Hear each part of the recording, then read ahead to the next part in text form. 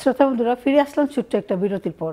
মুনাফা বলছিলেন ওনার ছোটবেলার গল্প, বাংলাদেশের গল্প, যে বাংলাদেশের ঈদ কেমনটা কাটে, আবার লন্ডনে যারা ক্রিসমাস করে তারা কেমন ঈদ ক্রিসমাসটা পালন করে। মুনাফা, এখানে কিন্তু অনেকটা ক্রিসমাসের মতো আমাদের কালচারটা চলে আসছে। যেমন আমরা যখন ঈদ সেলিব্রেট করি, ঈদের দিন, হয়তো ঈদের দিন নাহলে ঈদের একদিন পরেও বা ঈদের পরের দিন, যেদিন একটা অ্যাটমসফিয়ার থাকে বা সবাই ছুটি থাকে, তখন কিন্তু ওই একসাথে ফ্যামিলি গেট টুগেদার করা হয়। যে ঈদের দিন আমরা সবাই একসাথে বেড়াতে পারি নাই, হয়তো ছেলের কাজ ছিল, মেয়ের কাজ ছিল, বা মায়ের কাজ ছিল, বা ফ্যামিলি একসাথে ঈদ পালন করতে পারেন নাই, বা ভাই বোনদের সাথে দেখা করতে পারেন নাই, ফ্যামিলি আত্মীয় স্বজনদের সাথে ইউনাইটেড হইতে পারেন না ঈদের দিন। তখন কিন্তু এই যে সবাই মিলে হয়তো কোন এক বোনের বাসায় বা ভাইয়ের বাসায় এক ডিশ পার্টি করছেন, যাচ্ছে, এইটা কিন্তু আলাদা একটা আনন্দ।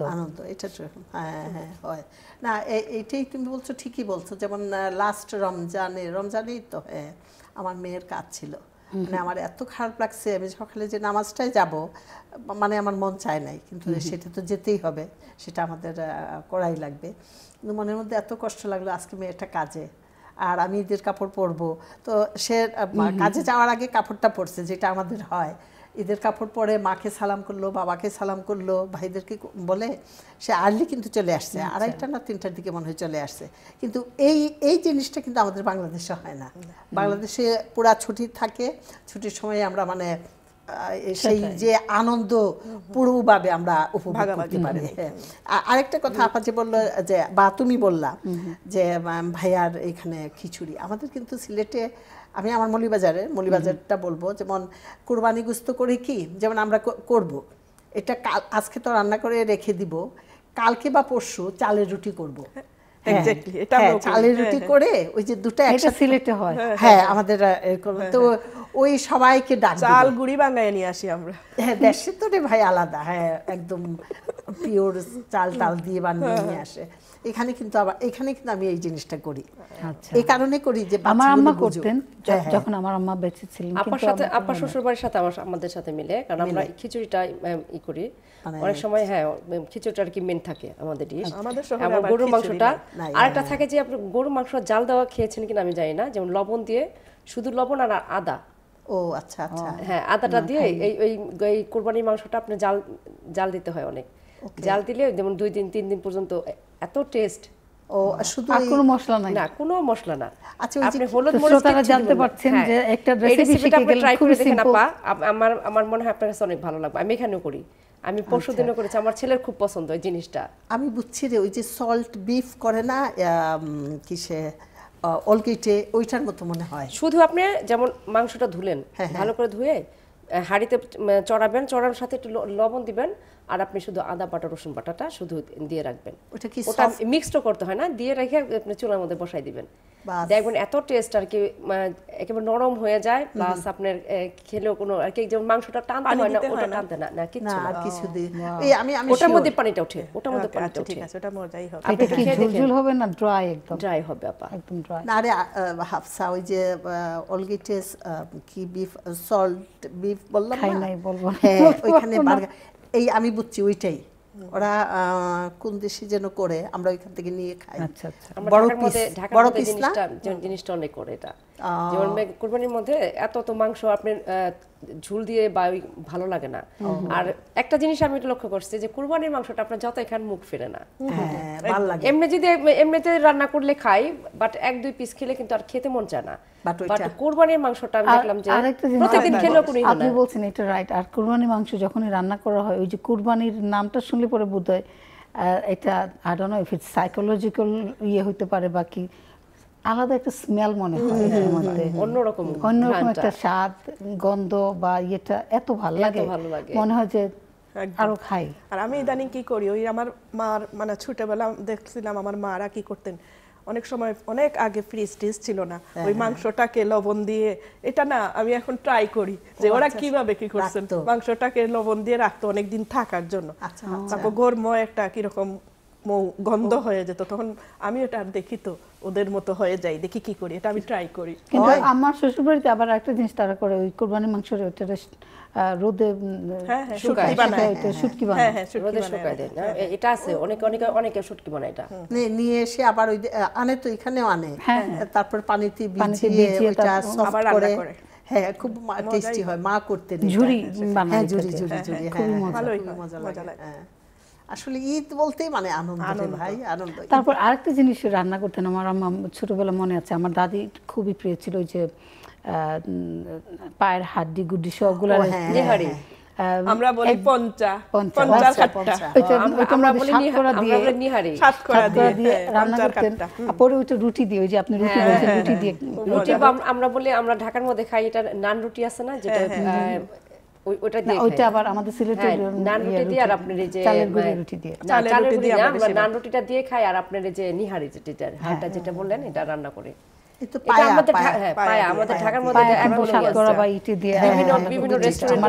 খুবই প্রিয়।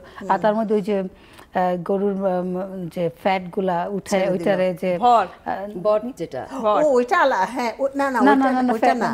চর্বি উঠে, ওইটা দিয়ে পিঠা গরম, সেটাই নুন গড়া টুন গড়া বানায়, ওইটা দিয়ে ভাজা। আমার মনে হচ্ছে এগুলা ওই ছোটবেলা মনে, গরুর যে টিনের মধ্যে রেখে দেওয়া, ঠিক না, চর্বিগুলা চর্বিগুলা যে আসে, ওইগুলার যা দিয়ে কিন্তু পরোটা খেতে অনেক মজা, পরোটা ভেজে খাইলে মানুষের হয়ে যাইতো। আমার মনে হয় কেন হয়ে যাইতো, হয়তো বা ভেজাল মুক্ত ছিল বলে ওইগুলা, কিন্তু এখন খাইলে আমাদের ফ্যাট মানে সবকিছু ব্লক করে হার্ট অ্যাটাক হওয়ার সম্ভাবনা, এইজন্য আমরা কেটে ফেলি সবকিছু। না তখন হয়ে যেত কেন, হয়তো বা আমার মনে হয় যে ভেজাল মুক্ত সবকিছু ছিল, যার জন্য এটা খেলে তেমন প্রবলেম হতো না। এটা আমরা খেতাম, আমরা ছোটবেলা আমার আম্মা পরোটা ভেজে দিত ওই তেলটা দিয়ে, যেটা নাকি যে মাংসের উপরে যে ভাসতো না, ওই চর্বিটা উঠিয়ে রাখতো, উঠে রাখার পরে ওটা দিয়ে সারা বছরই আপনি ওই পরোটা বা রুটি এগুলো একটু ভেজে দিলে অন্যরকম টেস্ট লাগতো। আচ্ছা, আমরা অনেক গল্প শুনলাম ঈদের, তো এখন একটু চলেন আমরা একটু কবিতা শুনি আপার কাছ থেকে, পপি আপার কাছ থেকে। ঠিক আছে, ঘরোয়া ভাবে যখন মুখস্থ টুকস্থ নাই, যা পারি একটু বলি। আমি নির্ঝরের স্বপ্ন কবিতাটি গোপী গুরুর, এটা একটু আবৃত্তি করার চেষ্টা করছি। আজি এ প্রভাতে রবির কর, কেমনে পশিল প্রাণের পর, কেমনে পশিল গুহার আধারে প্রভাত পাখির গান, না জানি কেন রে এতদিন পরে জাগিয়া উঠিল প্রাণ, জাগিয়া উঠিছে প্রাণ, ওরে উথুলি উঠিছে বাড়ি, ওরে প্রাণের বাসনা প্রাণের আবেগ রুধিয়া রাখিতে নারী, থর থর করি কাঁপেছে ভূধর, শিলা রাশি রাশি পড়েছে খসে, ফুলিয়া ফুলিয়া ফেনিল সলিল, গরজে উঠেছে দারুণ রসে, হেথায় হুথায় পাগলের প্রায়, ঘুরিয়া ঘুরিয়া মাতিয়া বেড়ায়, বাহিরিতে চায় দেখিতে না পায়, কোথায় কারার দ্বার, কেন রে বিধাতা পাষাণ হেন, চারিদিকে তার বাঁধন কেন, ভাঙরে হৃদয়ে ভাঙরে বাঁধন, সাধরে আজকে প্রাণের সাধন, লহরীর পরে লহরী তুলিয়া আঘাতের পরে আঘাত কর, না জানি কেন রে এতদিন পরে জাগিয়া উঠিল প্রাণ, জাগিয়া উঠেছে প্রাণ, ওরে উথুলি উঠেছে বাড়ি, ওরে প্রাণের বাসনা প্রাণের আবেগ রুধিয়া না রাখিতে নারী, থর থর করি কাঁপিছে ভূধর, শিলা রাশি রাশি পড়েছে খুশে, ফুলিয়া ফুলিয়া ফেনিল সলিল, গরজে উঠেছে দারুণ রুষে, হেথায় হুথায় পাগলের প্রায়, ঘুরিয়া ঘুরিয়া মাতিয়া বেড়ায়, বাহিরিতে চায় দেখিতে না পায়, কোথায় কারার দ্বার, কেন রে বিধাতা পাষাণ হেন, চারিদিকে তার বাঁধন কেন, ভাঙরে হৃদয়ে ভাঙরে ভাদন, সাধরে আজিকে প্রাণের সাধন, লহরীর পরে লহরী তুলিয়া আঘাতের পরে আঘাত কর। ধন্যবাদ, খুবই ভালো লাগলো, দারুণ হয়েছে আপনার কবিতা। আসলে কবিতাটা অনেকদিন পরে শুনলাম, বেশ ভালোই লাগছে, খুবই ভালো লেগেছে। আপা কি কবিতা লিখেন? হ্যাঁ, আমি কবিতা লিখি, সিলেট আমি লেখালেখি করি। এই পর্যন্ত আমার 2টা বই বের হয়েছে, একটা কবিতার বই 2018-তে ঝরা পাতার কান্না, আরেকটা উপন্যাস বের হয়েছে এই 2024-এর বইমেলা 21শে ফেব্রুয়ারিতে ঢাকা বইমেলাতে, একটা উপন্যাস একজন মানবীর ময়না তদন্ত। নামটাও তো সুন্দর। হ্যাঁ, কবিতাগুলো ডেফিনেটলি সুন্দর হবে। হ্যাঁ, আপনাদের জন্য বইগুলা নিয়ে আসছি, ইনশাআল্লাহ দিব প্রোগ্রামের পর। ধন্যবাদ। অবশ্যই আপনার বইগুলো পড়ব। শিপু আপা, জি, আপনার তো বাচ্চারা ছোট ছোট। না আমার বাচ্চা ছোট না, আমার বাচ্চা শুধু একটাই। একটাই? হ্যাঁ, সে 15 বছরের। তাও তো ছোট, আমাদের তুলনায় তো ছোট। সে তো মনে করে না, বলে যে আমি আম্মু আমি অনেক বড় হয়ে গেছি।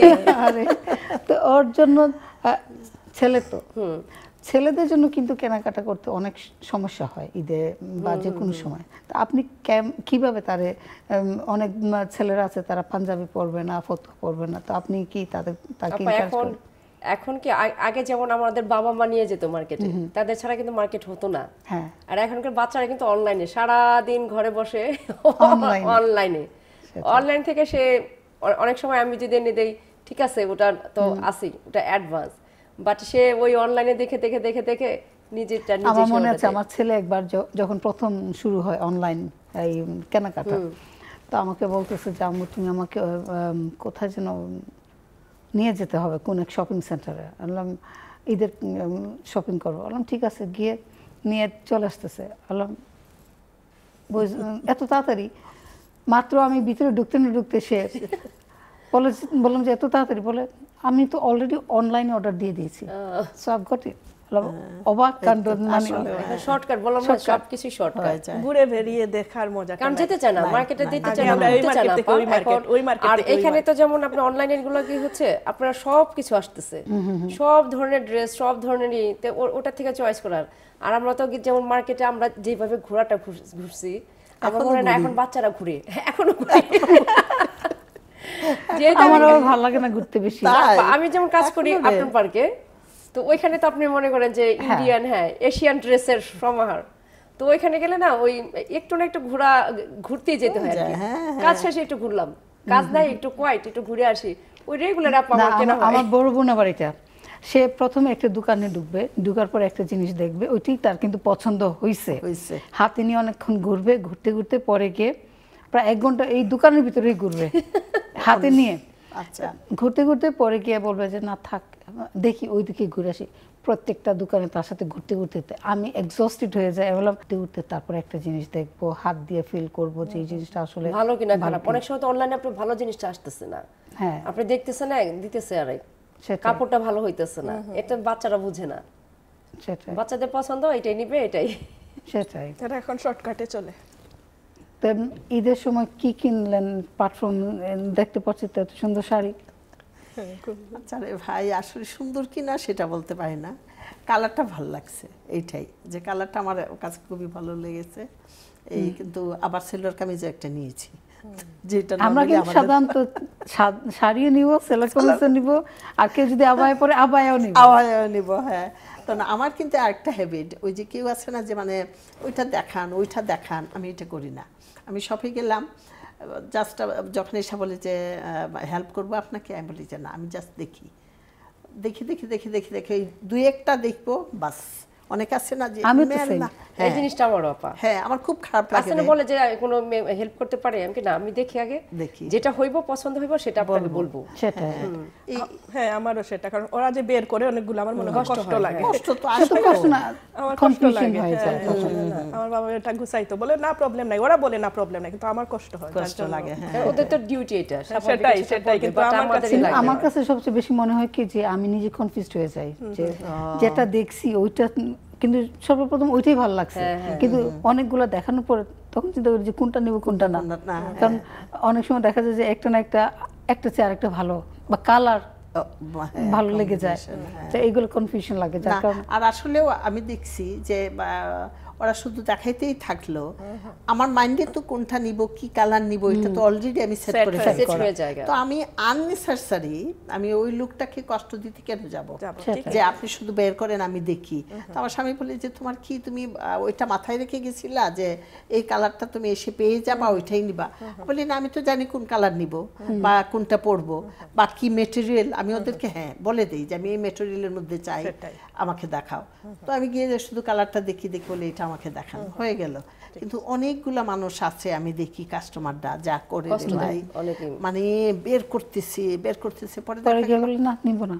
হ্যাঁ, আমার এত কষ্ট লাগে যে ওরা এত কষ্ট করে বের করলো, পরে হুট করে চলে এটা গেল। কিন্তু এখান থেকে আপনার বাংলাদেশে বেশি হয়। হ্যাঁ হ্যাঁ হ্যাঁ করে কি দেখে মনে করেন এটা বের করেন ওটা বের ও করেন। না, বাংলাদেশে কিন্তু আরেকটা কাজ ওরা করে, ওরা সবকে জিজ্ঞেস করে করে যে আপনি প্লাস কি আপনি চান? নিষেধ করতেছেন যে আমি না আর বের করবেন না, বের তারা করতেই বের আছে, করতেই বের থাকে, করতেই আছে, ওইটা কিন্তু তাদের দোষ। ওটা একটা আচ্ছা আপা, আবার আরেকটা কই করে এটা দেখেন ওইটা দেখেন সবকিছু দেখায়, দেখার পরে কয়, আচ্ছা ভালো লাগছে না, অন্য দোকানে যেয়ে দেখি। ওরা আসার সাথে সাথে সব বের দুজনেরই করে দোষ, ফেলে, বুঝছেন? সিলেটে যেটা দেখছি সব জি, বের জি, করে। জি। এটা আমরা যারা নাকি হিসেবে যাই, কাস্টমার হিসেবে যাই, তাদের এটা দোষ, আর যারা নাকি আপনার সব অনারা থাকে করে। তাদেরও দোষ। সেটাই। এটাই হয়, এটাই হয়। বাংলাদেশের কেনাকাটা আমি আসলে তেমন ফেস করি নাই, কারণ যেহেতু এইখানে ঈদ সবসময় এখানে ঈদ পালন করেছে। বাট এখানে এই যে ঈদের কেনাকাটা এইটা কিন্তু আগে অনেক ভালো লাগতো। এখন মনে হয় আল্লাহ ঈদ, বাজারে যেতে হবে, শপিং করতে হবে, বাচ্চাদের কেনাকাটা করতে হবে, নিজের জন্য কিনিয়া না কিনে কিন্তু বাচ্চাদের জন্য, নাতি নাতিনের জন্য কি কিনবো। বাচ্চারা এখন বড় হয়ে গেছে, তাদের একটা চাহিদা। আমার ছোট মেয়ে তো রোজা আসার পরে থেকে তারে 2 দিন 3 দিন নিয়ে যেতে হয়, কারণ সে একবারে ডিসাইড করতে পারে না সে কি কিনবে। পরে গিয়ে হঠাৎ তার মাথার মধ্যে আসবে আমি অমুক কালারের অমুক ড্রেস কিনবো। এখন এইটারে খুঁজতে খুঁজতে এখন যদি না পাই, বললাম অ্যাটলিস্ট 3টা কালার তুই পছন্দ কর, 2-3টা কালার, যাতে এইটা না পাইলে ওইটা অল্টারনেটিভ কিনতে পারি না। সে অ্যাডামেন্ট সে এই কালার কিনতে হবে। গত ঈদে সে রোজা ঈদে সে আবায়া পরবে, তাও গ্রিন কালারের। ওকে, এখন যে সে গ্রিন না, সেইটাও অন্যরকম। এখন তার তো খুঁজতে খুঁজতে খুঁজতে খুঁজতে পরে গিয়ে পাইছি একদম চিপ একটা, বললাম নিয়ে গেছে, না সরি গ্রিন না ব্লু। তো পরে গিয়ে কিনলাম, কেনার পরে তারে বাসায় নিয়ে গেলাম 2টা কালার, 2টা বললাম কোনটা তোমার পছন্দ, ওইটা বলে 2টাই পছন্দ। বললাম 2টা পছন্দ, ঠিক আছে বলে আমি 2টা রেখে দিলাম, রাখো 2টা। তো 2টা রাখলো, হ্যাপি থাকো, হ্যাপি থাকো, তাও ঠিক আছে। তো এই হলো ব্যাপারটা যে বাচ্চাদের যে চাহিদার একটা ইয়ে আছে। এই বেলায় কি করতাম, আমি যখন বাংলাদেশে ছিলাম, আমি তো বাংলাদেশে অনেক বছর, আমি তো এখানে মাত্র 5 বছর, ওই কলেজ লাইফে থেকে করতাম কি রোজার আগে থেকে শপিং আরম্ভ করতাম, সব বান্ধবীরা যে কোন ড্রেসটা উঠতেছে বা। আর আমরা এমন কয়েকটা শপিং পেয়েছি, যেমন ইসলামপুর, যেটা নাকি পাইকারির হাট বসে, মেলা যেটা ইসলামপুরে, মেন জায়গাগুলা ওই দিকে বাড়ি, আমাদের ঢাকা কেরানীগঞ্জে বাড়ি। তো এইদিকে সামনে কলেজ থেকে সরাসরি চলে যেতাম, যে ইসলামপুরে চল, সব গ্রুপ বেঁধে যেতাম। তো ড্রেসগুলো দেখে আসতাম, ওই রোজার আগে করতাম কি কিনে টেলাররা দিয়ে দিতাম, তখন আর ঝামেলা থাকতো না, কারণ রোজার মধ্যে যেই ভিড়। আর নিউ মার্কেট গাউসিয়া তো আপনি ঢোকাই যেত না, বেহাল অবস্থা। এটা তো নর্মাল এমনিতেই অবস্থা খারাপ, বাট রোজার মধ্যে তো আরো। তো ওই জিনিসটা না হেডেক নিতে ভালো লাগতো না, এর জন্য করতাম কি রোজার আগে করতাম কি শপিং গুলো করে ফেলতাম। হ্যাঁ, ওইটাই ভালো। হ্যাঁ, আমাদের সময় কিন্তু বেশ বাকি নাই, আমরা চলে যাওয়ার সময় হয়ে যাচ্ছে। তো যেতে যেতে আপনার গান শুনবো, বাট তার আগে যদি আপনারা শ্রোতাদের উদ্দেশ্যে কিছু বলে ফেলেন, তো মুনাফা আপনি বলেন। বলার কিছু নেই। আজকের এই প্রোগ্রাম থেকে আমি মন করি শির কাছ থেকে যদি বিন্দু মাত্র কষ্ট পেয়ে থাকেন বা কথায় কষ্ট পেয়ে থাকেন, ক্ষমার চোখে দেখবেন। আর আমাদের হাফসা ইসলামের সাথে থাকবেন সব সময়, এই টিভি দেখবেন। আর ঈদ মুবারক আবারও বলি, আপনাদের দাওয়াত থাকলো। এবার যদি পারেন না, নেক্সট টাইম চলে আসবেন। আসসালামু আলাইকুম ওয়া রাহমাতুল্লাহি ওয়া বারাকাতুহু। সবাইকে ঈদের শুভেচ্ছা। আর ঈদ তো শেষ হয়ে গেল, সবাই আনন্দ করলাম, নেক্সটে সবাই একসাথে ঈদ করব, এই আশায় রইল। সবাই ভালো থাকবেন। আপনি? আমি বাংলাদেশ থেকে এসে শরিক হলাম, এটা আমার জন্য অনেক সারপ্রাইজ। হাফসা ইসলামের সাথে দেখা হলো, ওনাদের সাথে দেখা হলো। আমারও কামনা সবাই ভালো থাকবেন। আলহামদুলিল্লাহ, আজকের প্রোগ্রামটা আমরা এখানেই শেষ করতে যাচ্ছি। হাফসা আপাকে দিয়ে শেষ হবে। শ্রোতা বন্ধুরা, ধন্যবাদ আমাদের সাথে থাকার জন্য। আপনারা সবাই ভালোভাবে থাকুন, ভালো হয়ে থাকুন, আর সুস্থ থাকুন, আর ঈদের আমেজটা ভালোভাবে এনজয় করুন। সবাইকে ঈদের আবার শুভেচ্ছা জানিয়ে আল্লাহ হাফেজ। কি গান করবো? ঈদের গান নাকি যে কোনো গান? যে কোনো গান। আচ্ছা, আমার খুব একটা পছন্দের একটা গান করছি আমি। জি, অবশ্যই। কেন রে চলে গাড়ি অচেনা স্টেশনে, হাওয়ারে গাড়ি চলে সব গাড়ির গোপনে। আমারে আমি ছাড়িয়া যাও কার শনে, আমারে আমির ছাড়িয়া যাও কার শনে। কবে তারে মাটি দিয়া বানাইলি রে, প্রেম নিন্দা বইছে গাড়ির ওই দুই ধারে। ওরে মন চলছে গাড়ি অচেনা স্টেশনে, কেন রে চলে গাড়ি অচেনা স্টেশনে, হাওয়ারে বাড়ি চলে সব গাড়ির গোপনে। আমারে আমি ছাড়িয়া যাও কার শনে,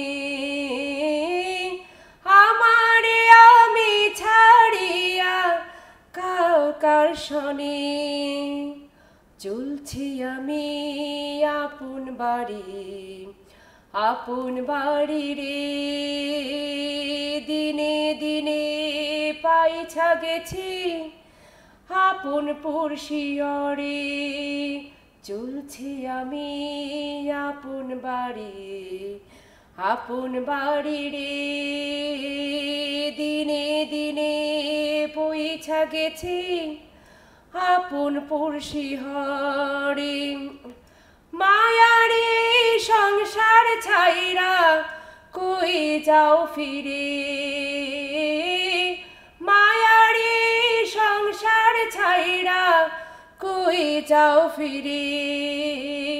কেন রে চলে গাড়ি অচেনা স্টেশনে, হাওয়ারে গাড়ি চলে সব গাড়ির গোপনে। আমারে আমি ছাড়িয়া যাও কার শনে, আমারে আমি ছাড়িয়া যাও কার শনে। কবে তারে মাটি দিয়া বানাইলি রে, প্রেম নিন্দা বুঝে গাড়ির ওই দুই ধারে। ওরে মোর চলছে গাড়ি অচেনা স্টেশনে, কেন রে চলে গাড়ি অচেনা স্টেশনে, কেন রে চলে গাড়ি অচেনা স্টেশনে।